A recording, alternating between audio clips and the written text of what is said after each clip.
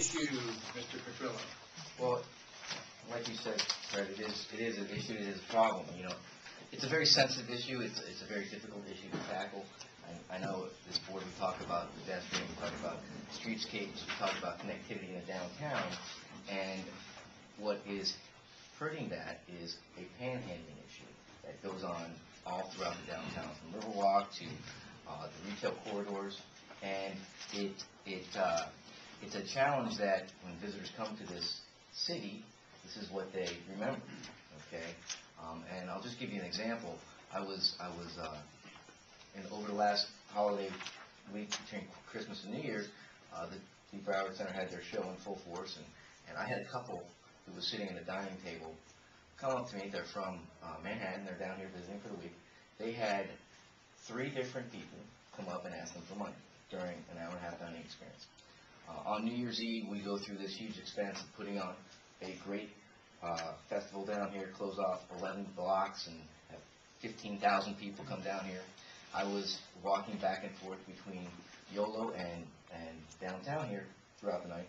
On one trip, I had 17 different people ask me for money in that, 10 blocks? So I know this is a very sensitive issue, and we have various groups working on this issue, but there needs to be something done, because what people remember about their experience here is a negative, unfortunately, and that puts a black eye on the city, and long term, that's going to hurt us. So I don't know what the solution is, but I think we need to get some involvement at the city level with ordinances and whatnot to help curb this. I couldn't agree more. I took a little bit of a personal initiative and made some inquiries over at the city, and through the city attorney's office.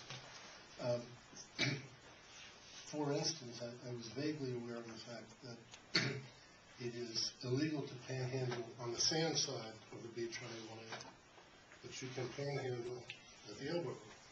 And the reason is that the city designated the beach, the sand side, as a special resource for Florida, a special economic resource, and that enabled the city to pass legal muster in terms of all the constitutional issues that surround the panhandling issue.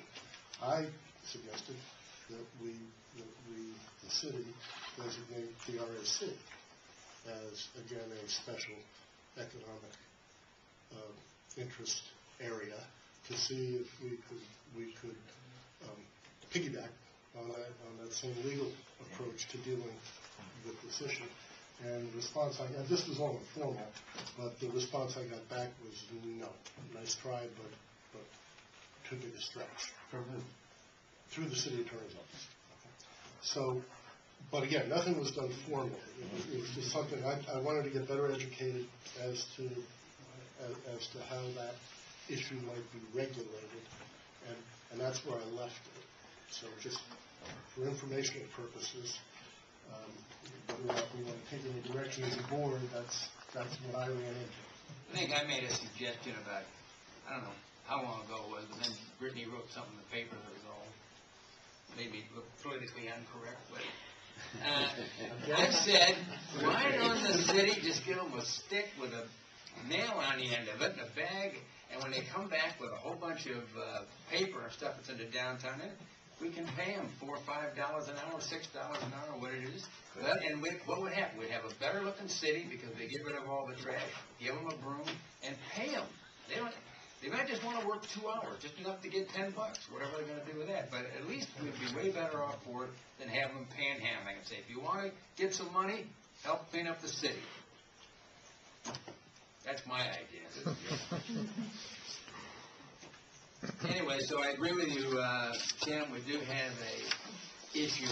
What we can do about it, I don't know, but... Can I make a suggestion? Might as well let Tim have a committee of one to see if we can't bring this to the commission and get them to take a hard look at it. You could tell them that we would be happy to supply the brooms and the garbage bags or whatever if they would want to go along with If that. I could expand it too, and maybe Danny and I can talk about what he's already done and kind of Yeah. We can advertise that. We could perhaps have a startup brainstorming meeting with Tim and Denny, invite all the board members, and it'll be open to the general public, and it'll be considered a workshop. And then we can report back to this board what we've come up with. I mean, obviously, it's a highly sensitive issue, but because it's so sensitive, we just can't choose not to do anything about it, okay? And we need to get something moving there. I was walking to meet Mike from Dicey O'Reilly's at a meeting, and just on the walking back and forth, I was approached by 5 guys, one that had a lot of colorful metaphors to me when I wasn't giving him what he wanted, so it's bizarre. And I've noticed they're the same people. It's not like we have a whole new flock of them. There's that one guy that's always beat up because he gets a little bit too aggressive, I guess, but there should be something. I do see it hurting our retail environment, and it's one of our charges and our constituents is our retail property owners. So it makes sense for us to try to look at it and try to balance this issue. Chris, have you asked the police department their position on this whole thing? I've talked to some of the cops, because I know them, but the ones that go there repeatedly, and because there's no ordinance or anything, they gently move them on, and some of the restaurant managers, and there's this sort of network, what happens is they just make them move away, but it's like one of those, when you push it down here, it pops up to over here. But something perhaps needs to be done beyond that. Every city has this problem. Every city. John, you have something? When we're off this, I'd like to bring a couple of motions up. Sure. Number Well, one, I think we're off it right now because we're going to the director's report after. I brought a couple of suggestions. Number one is everybody in support of us trying to organize the